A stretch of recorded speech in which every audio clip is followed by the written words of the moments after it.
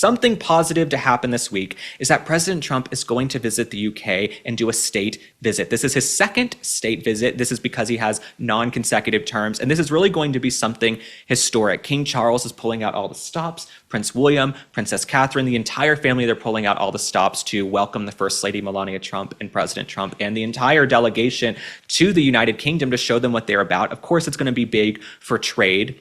King Charles is really not allowed to be a real political figure, but his embrace of President Trump and rolling out the red carpet shows they want to do more trade with the United States. They want to have a positive relationship with the United States. And they also respect the fact that President Trump respects them. Because if you give respect, you might get some respect back. And President Trump has always loved the Queen. President Trump has spoken so many times on record about how his mother, Mary McLeod Trump, may she rest in peace, absolutely loved Queen Elizabeth. My entire family, we love the royals. And I think because I didn't grow up with a big family, I grew up living with my mom predominantly, we would love following the royals because you could imagine what's it like to be in a big family with all these moving parts and all these people and the pomp and the circumstance. And so President Trump is going to be living his best life in the UK, but it's going to be consequential for history. It's going to be consequential for trade and the relationship between the United Kingdom and the United States. Now, we actually have some of the schedule. We have some of the schedule of what's going on this trip, and it really is going to be a tour de force. There's going to be so much eye candy to devour. It's going to be important.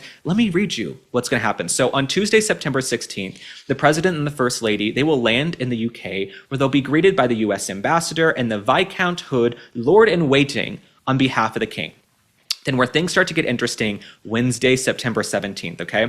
The Trumps will travel to Windsor Castle, where they will be greeted by the Prince and Princess of Wales before being formally welcomed by their majesties.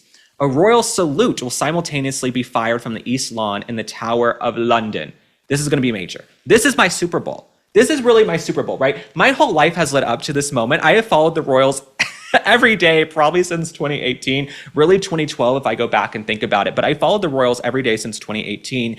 And now to be following President Trump and covering him, this is really incredible. I can't wait to watch this. I'll be getting up at 2 a.m. to cover everything, to see what's happening, because that's what we do here in the United States with the time zone change. This is going to be big, okay? This is my Roman Empire, as the kids say on social media, seeing all of this. And I know the women, we're going to have to break down what First Lady Melania Trump is wearing. Okay, we're going to have to break down every outfit, every stitch, every heel, every moment of what First Lady Melania Trump is wearing in the UK.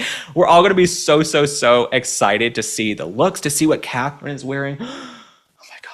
So no, it's going to be incredible. I'm obviously being a little cheeky right now to use the British terminology. But yeah, no, the trip is going to be incredible.